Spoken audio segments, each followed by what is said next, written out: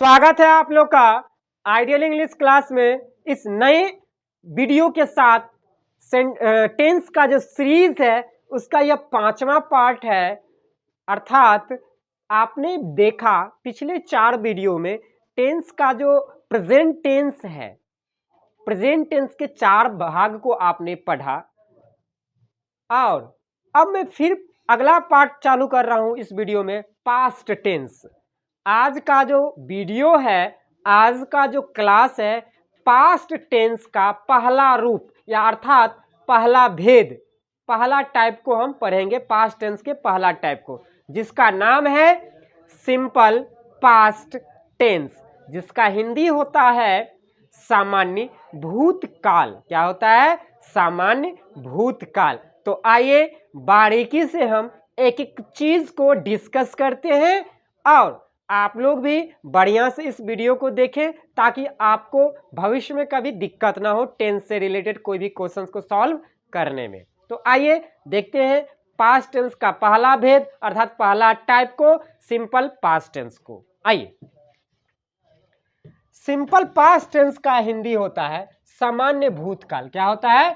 सामान्य भूतकाल, जिसका पहचान होता है हिंदी वाक्य के अंत में क्रियाक्रम के बाद ता, था, ते, थे, ती थी, या, ये, ई, ला, ले, ली, ठा, ठे, ठी जैसा शब्द लगा रहता है।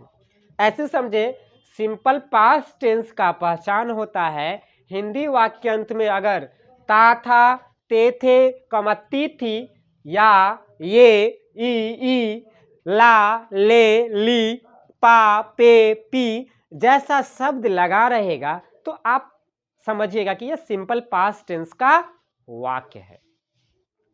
आइए देखते हैं आगे। अब सिंपल पास्ट टेंस के वाक्य को पहचानने का एक ट्रिक है।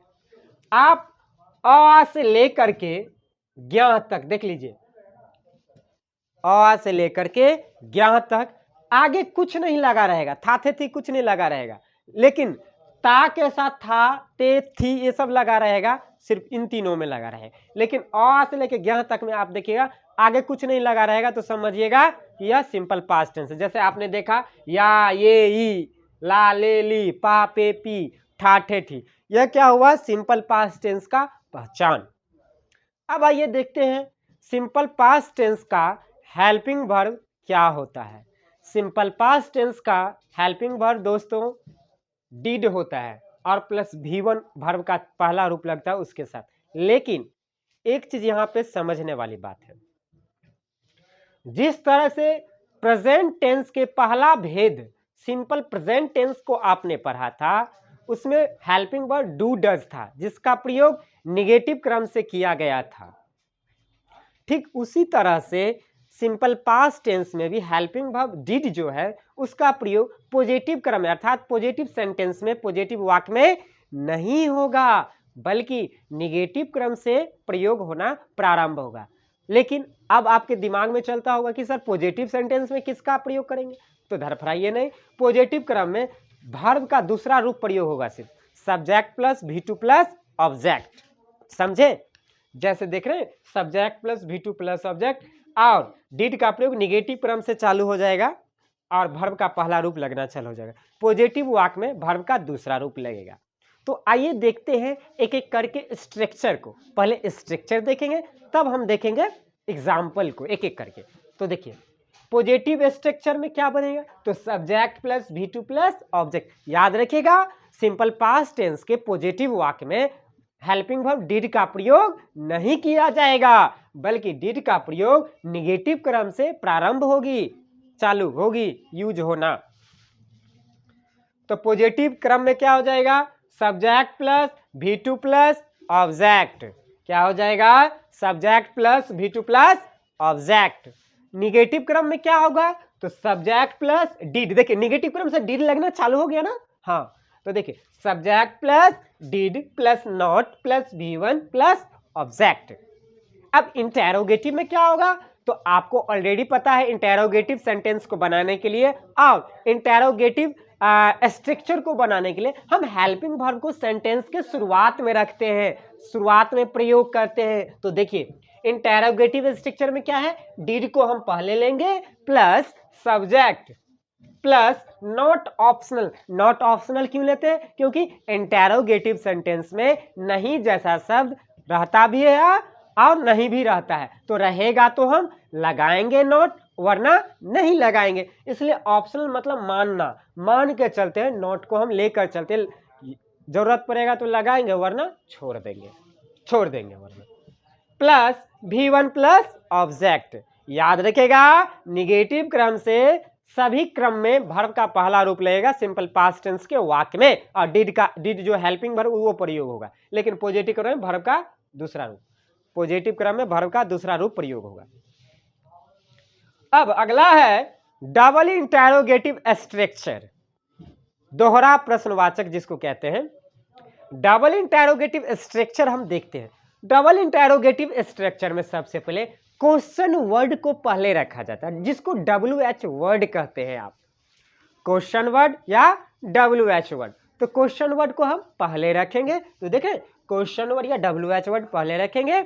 उसके बाद हेल्पिंग वर्ब जो है हमारा सिंपल पास्ट टेंस का क्वेश्चन वर्ड के बाद रखा जाएगा। तो did plus subject plus not optional plus V1 plus object, ये हो गया आपका डबल इंटेरोगेटिव स्ट्रक्चर। तो आपने देखा पॉजिटिव स्ट्रक्चर, निगेटिव स्ट्रक्चर और इंटेरोगेटिव स्ट्रक्चर और डबल इंटेरोगेटिव स्ट्रक्चर। आशा है कि आपने स्ट्रक्चर और पहचान को बारीकी से समझा। अब अगला जो नेक्स्ट है वो है सिंपल पास्ट टेंस का उदाहरण, एग्जाम्पल। तो आइए हम एग्जाम्पल को हम एक एक करके माइक्रो लेवल से, जीरो लेवल से हम समझते हैं। तो आपने देखा स्ट्रक्चर में तो पॉजिटिव, तो पहले तो पॉजिटिव एग्जाम्पल देखेंगे, तो आइए देखते हैं। तो देखिए पहला है मैं नाचता था, मैं नाचता था, क्या है, मैं नाचता था। तो देखिए पहचान से आपको मिल गया ना, ता था ते थे ती थी आ गया, तो पॉजिटिव स्ट्रक्चर के अनुसार बने। तो क्या है सब्जेक्ट, तो सब्जेक्ट लेंगे, तो मैं क्या है आई है सब्जेक्ट, तो आई। नाचना का क्या होगा वर्ब का दूसरा रूप, तो V2, तो डांस्ड, तो डांस्ड हो गया, क्लियर है। अगला है मैंने नाचा, समझे, प्लेड, आई प्लेड, क्लियर है, मैंने नाचा। अगला है तो आई प्लेड, इसका भी सेम होगा। अगला है आप क्रिकेट खेलते थे, आप क्रिकेट खेलते थे, तो ऑब्जेक्ट सब्जेक्ट क्या है आप, तो यू। उसके बाद क्या है वर्ब का दूसरा रूप, वर्ब क्या है खेलना, तो प्लेड। क्या खेलते हैं, ऑब्जेक्ट क्या है, तो क्रिकेट, तो क्रिकेट दे दिया, हो गया। अब है राम ने क्रिकेट खेला, तो सेम हो जाएगा, तो सब्जेक्ट क्या है हमारा राम है, तो राम दे देंगे पहले।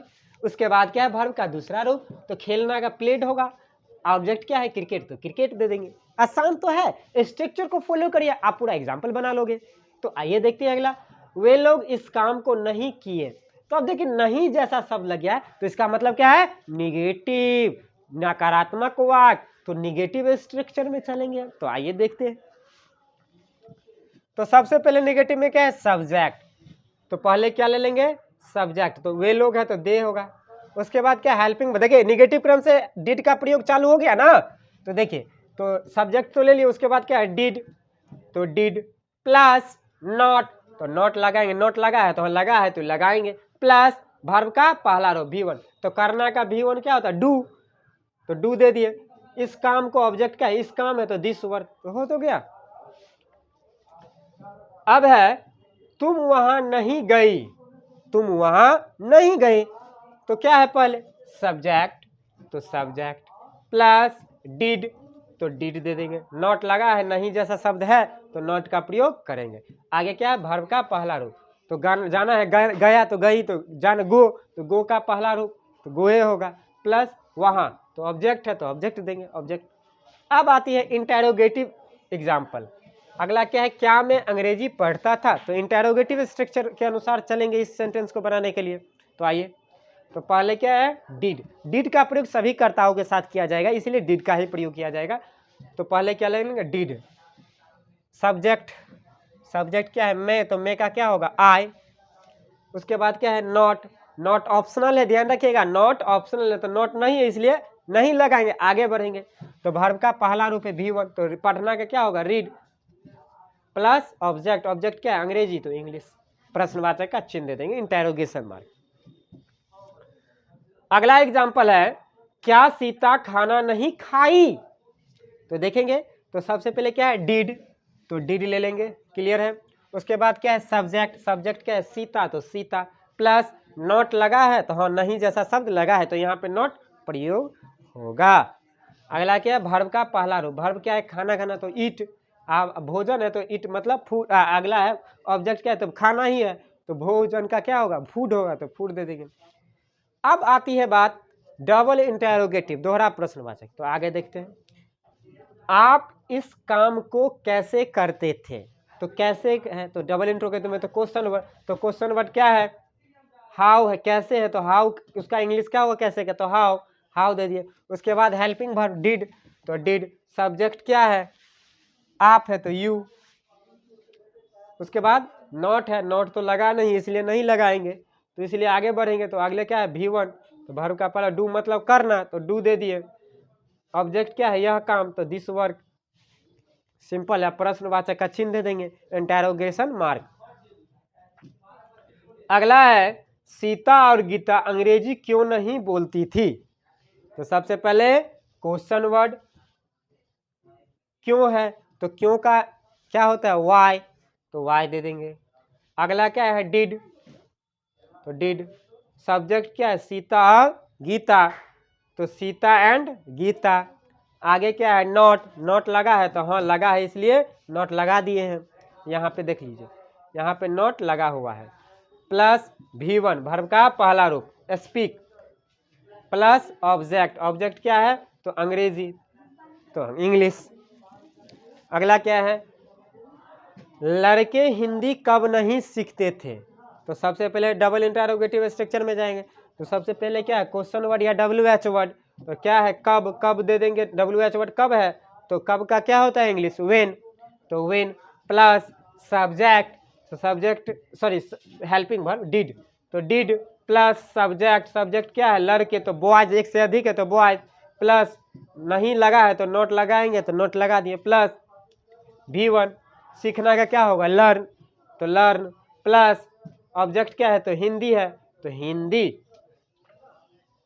प्लस प्रश्नवाचक का चिन्ह दे देंगे। आशा है कि आपको सिंपल पास्ट टेंस बारीकी से समझ में आया, अच्छा से आपने देखा सिंपल पास्ट टेंस अर्थात सामान्य भूतकाल, पास्ट टेंस का पहला भेद, पहला टाइप को आपने आज पढ़ा, जो क्रमशः इस प्रकार है, सामान्य भूतकाल। अब आप लोगों को अगले वीडियो में हम मिलते हैं पास्ट टेंस के अगले भेद के साथ, तब तक के लिए थैंक यू आप लोग का वीडियो देखने के लिए। आप लोग वीडियो को सब्सक्राइब करें, चैनल को सब्सक्राइब करें, शेयर करें, वीडियो को लाइक करें, कमेंट करें, ताकि हर बच्चों के पास मेरा वीडियो आप लोगों के पास से दूसरे तक पहुंच पाए। तो आप लोग इसे नोट अवश्य कर ले। थैंक यू, मिलते हैं अगले वीडियो में।